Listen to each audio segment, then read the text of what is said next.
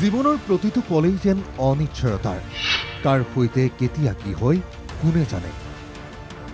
দুদিন আগলৈ এই সুন্দৰী যুৱতীয়েও জনা নাছিল যে তেওঁৰ জীৱনো ইমান লৈ আছিল। মাত্ৰ 21 বছৰ বয়স আছিল স্নেহা নাথ চৌধুৰীৰ। মূলতঃ শিলচৰৰ স্নেহা নাথ। পূৰ্বে শিলচৰৰ অম্বিকাপট্টিৰ এটা জিমত ট্ৰেইনাৰ হিচাপে কাম কৰিছিল সুন্দৰী স্নেহাই। শিলচৰত থকা সময়তে কাছাৰৰ এজন যুৱকৰে প্ৰেমৰ সম্পৰ্ক গঢ়ি উঠিছিল স্নেহা নাথৰ। যুৱকজন কাছাৰৰ চান্দিঘাটৰ নিবাসী ৰাজ কৰ্মকাৰ। পেছাত টেট শিক্ষক আছিল স্নেহাৰ প্ৰেমিক ৰাজ। সকলো ঠিকেই আছিল। নিজৰ শৰীৰটোক লৈ অত্যন্ত সচেতন স্নেহাই ফিটনেছতেই কেৰিয়াৰ গঢ়াৰ সপোন দেখিছিল। শিলচৰৰ ঘৰ আৰু প্ৰেমাস্পদক এৰি দিল্লীলৈ গুচি গৈছিল স্নেহা।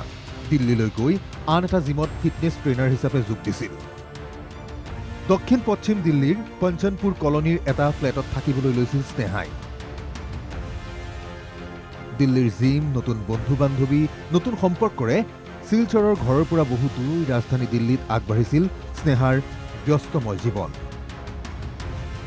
সামাজিক মাধ্যমতো সক্ৰিয় আছিল স্নেহা।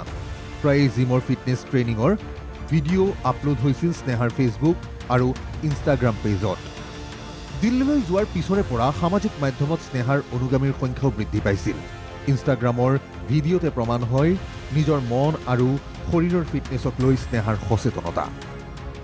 শনিবাৰে নিশা দিল্লীৰ ফ্লেটত সেই স্নেহাৰে মৃত্যু হয় চুৰিকাঘাতত।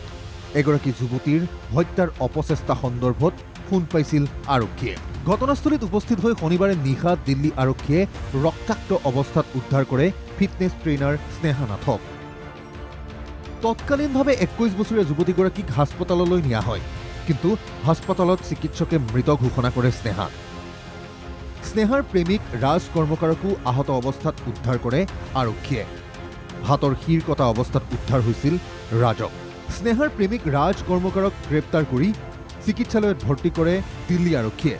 মন কৰিবলগীয়া যে কাছাৰৰ চান্দিঘাটৰ বাসগৃহৰ পৰা বিগত 25 জুলাইৰ পৰাই নিখোজ হৈ আছিল ৰাজ।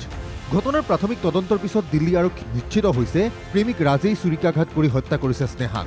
আৰক্ষীৰ মতে দিল্লীত অন্য এজন যুৱকৰে প্ৰেমত পৰিছিল স্নেহা। নতুন প্ৰেমৰ সম্পৰ্কৰ বাবেই পুৰণি প্ৰেমিক ৰাজ কৰ্মকাৰৰ সৈতে স্নেহাৰ সম্পৰ্কত ফাঁট মিলিছিল। কাছাৰত থাকি টেট শিক্ষকতা কৰা ৰাজৰ ফোন মেছেজ এৰাই চলিছিল স্নেহাই। দিল্লীলৈ যোৱাৰ পিছত স্নেহাৰ এই পৰিৱৰ্তনে প্ৰেমিক ৰাজক ক্ষুণ্ণ কৰি তুলিছিল। আৰক্ষীৰ মতে শনিবাৰে নিশা স্নেহাৰ ফ্লেটলৈ গৈছিল ৰাজ। অজ্ঞাত কথাক লৈ দুয়োৰে মাজত কাজিয়া হৈছিল। দিল্লী আৰক্ষীৰ মতে সম্ভৱতঃ কাজিয়াৰ বিষয়বস্তু আছিল তিনিপক্ষীয় প্ৰেমৰ জটিল সম্পৰ্ক। সেই কাজিয়াই এটা সময়ত চূড়ান্ত ৰূপ লৈছিল। খঙত হিতাহিত জ্ঞান হেৰুৱাই স্নেহাক চুৰিৰে ওপৰজুপৰি আঘাত কৰিছিল ৰাজে। ফ্লেটৰ মজিয়াত ঢলি পৰিছিল ৰক্তাক্ত স্নেহা নাথ।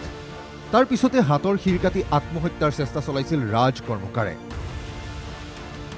অৱশ্যে সমগ্ৰ ঘটনাক লৈ এতিয়াও তদন্ত অব্যাহত ৰাখিছে দিল্লী আৰক্ষীয়ে। সমগ্ৰ ঘটনাৰ বিপৰীতে প্ৰযুক্তিগত তথ্য প্ৰমাণ সংগ্ৰহৰ বাবে নিহত স্নেহা নাথ আৰু আহত অভিযুক্ত ৰাজ কৰ্মকাৰৰ মোবাইল ফোন দুটাও পৰীক্ষাৰ বাবে প্ৰেৰণ কৰা হৈছে।